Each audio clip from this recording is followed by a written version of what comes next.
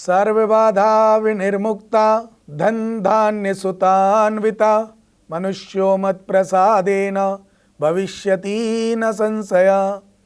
राधे राधे, जय मां कामाख्या। आप सभी का स्वागत है सुख का सागर भाग्य ऋषि संस्थान में। मैं हूं आपके साथ आचार्य पुष्पेंद्र शास्त्री। आज हम बात करेंगे आपके व्यापार क्षेत्र को लेकर, आपकी नौकरी को लेकर। कब कब परेशानी आती है, कब कब उतार चढ़ाव आता है, क्यों आता है, कुंडली में ऐसे कौन से दोष हैं जिनके कारण आपके बनते कार्य बिगड़ जाते हैं। आपको लगता है कि मेरा बिजनेस, मेरी नौकरी बहुत अच्छी चल रही है, लेकिन कुछ समय से बिगड़ गई, कुछ समय से इनकम के स्रोत बंद हो गए, कुछ समय से आपका कार्य नहीं आ रहा है। तो इसका जो मेन लक्ष्य है वो क्या है, क्या कारण है, कुंडली में ऐसा कौन सा दोष लगता है। आज इसी के लिए हम आपसे चर्चा करने के लिए आए हैं।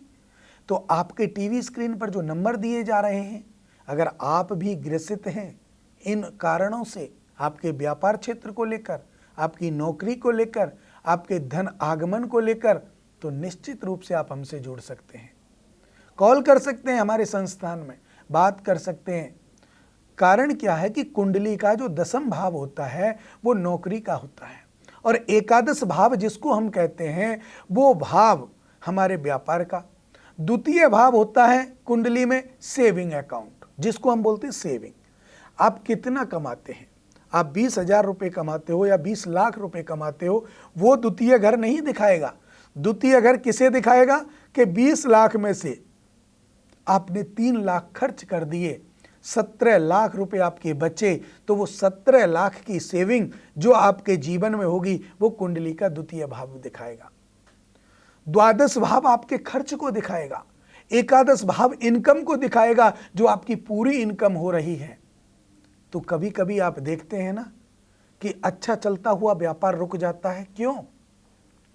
क्योंकि जब आपके कुंडली में एकादश भाव कमजोर हो जाए, या एकादश भाव में कोई शत्रु ग्रह आकर बैठ जाए, या मारक का स्वामी आकर बैठ जाए, तो आपका एकादश भाव कमजोर हो जाता है। और एकादश भाव के कमजोर होने पर आपके व्यापार में रुकावट आ जाती है।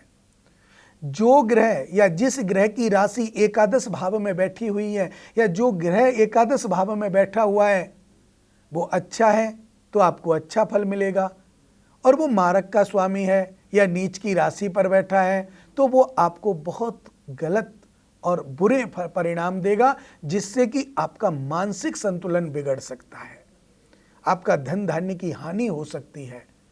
क्योंकि जब जब उस ग्रह की मादशा आएगी, अंतरदशा आएगी, प्रत्यांतर दशा आएगी, तब तब आपको ये परेशानियां उठानी पड़ेंगी।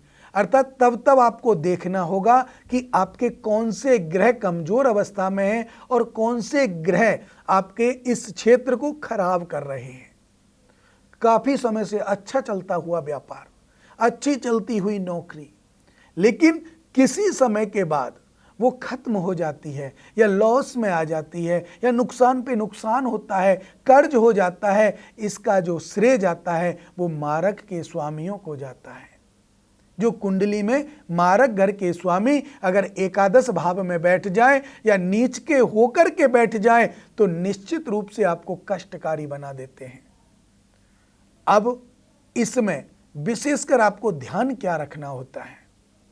आपको ध्यान ये रखना होता है कि इस समय जब आपके व्यापार में गिरावट स्टार्ट हो, आपके व्यापार क्षेत्र में उन्नति दिखती नहीं हो, आपके व्यापार क्षेत्र में अड़चने आ रही हों, अगर आप नौकरी करते हैं तो उसमें आपका प्रमोशन नहीं होता हो, या आपकी कलह बन गई हो ऑफिस में, तो ऐसे समय पर आप समझ जाइए कि आपके ग्रह दोष कुंडली का आपको परेशान कर रहा है।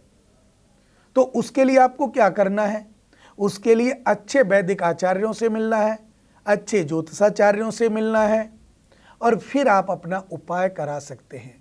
अगर आपको ऐसा ढूंढने में दिक्कत आती है, नहीं मिल पाते हैं, तो हमारे इन नंबरों को आप नोट कर लीजिएगा, और इन नंबरों से आप जब चाहें तब कॉल कर सकते हैं और अपने बारे में जान सकते हैं क्यों परेशानी आ रही है।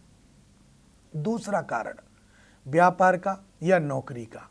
दूसरा कारण समझ लीजिए कि जब कोई आदमी आपकी उन्नति को देखकर जलने लगता हो, परिवार का हो सकता है, बाहर का हो सकता है, जो आपसे जलता हो, वो किसी तांत्रिक के द्वारा और तंत्र शक्ति के द्वारा आपके कार्यों को बंधित कर देता है, आपके व्यापार क्षेत्र को बंधित कर देता है, आपके हाथ को बांध देता है, तो निश्चित मान लीजिए कि आपका जो व्यापार क्षेत्र है वो रुक जाएगा, क्योंकि वो तांत्रिक शक्ति के द्वारा रुक रहा है।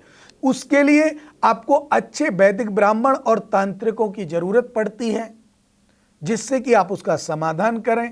और अगर समाधान नहीं करेंगे तो आपके जीवन में जो समस्याएं हैं ना, वो बढ़ती चली जाएंगी। जैसे आपने देखा है, कोई आप नया पौधा लेके आते हैं, उस पौधे को आप किसी एक जगह लगा देते हो, उसके बाद में उस पौधे को आपको अच्छा नहीं लगा तो वहां से उखाड़ करके दूसरी जगह लगा सकते हैं, लग जाएगा, कोई परेशानी नहीं आएगी। लेकिन अगर वो पौधा एक जगह बन करके पेड़ हो गया, तो बड़ा पेड़ अगर हो जाएगा तो उसको काटना पड़ता है, और काटने के लिए आपको बहुत प्रयास करना पड़ेगा। यही कारण आपका व्यापार क्षेत्र में है। अगर आपको अपने व्यापार को बढ़ाना है, नौकरी में अच्छे प्रमोशन चाहिए, या अपने कार्य क्षेत्र को सुधारना है, घर में बरकत लगानी है, पैसा रुकता नहीं, ऐसा आपके घर में होता है, तो आप 3 चीज अवश्य दिखाएं। एक तो शुद्ध कुंडली का अंकलन कराएं, दूसरा तांत्रिक विद्या से किया हुआ कोई कार्य तो नहीं है, और तीसरा नजर। ये 3 गुण और 3 अवगुण, इन्हीं को आप मान लीजिए। अगर ये नहीं है तो गुण, और हैं तो अवगुण, और ये तीनों अवगुण आपके जीवन को निरर्थक कर देते हैं, आपके जीवन की जो श्रेष्ठता है उसे खो देते हैं। और इन तीनों गुणों के द्वारा ही आपके कार्यों में अवरोधता आती है, घर में पैसा नहीं रुकता, बीमार या कोई कोर्ट केस या पता नहीं कैसे कैसे रास्तों से पैसा चला जाता है। इनकम के स्रोत कम और जाने के स्रोत ज्यादा बन जाते हैं, और परेशानी वही 3 जो मैंने आपको बताई हैं। उन्हीं तीनों परेशानियों का अगर आपको इलाज चाहिए, आपको परेशानी हो रही है, आप भी इस चीज से ग्रसित हैं, तो निसंकोच आप हमारे नंबरों पर कॉल करके अपने जीवन को सफल बना सकते हैं, अपने जीवन में श्रेष्ठता ला सकते हैं। लेकिन इनके साथ साथ एक उपाय आप सबको करना चाहिए। अपने घर में जो माता पिता हैं, जिसके नहीं हैं वो एक अलग बात है, लेकिन जिनके माता पिता हैं, उस माता पिता की सेवा करना आपका परम धर्म है, वो आपको करनी चाहिए। इन्हीं शुभ मंगल कामनाओं के साथ मुझे दीजिए इजाजत। राधे राधे। जय मां कामाख्या।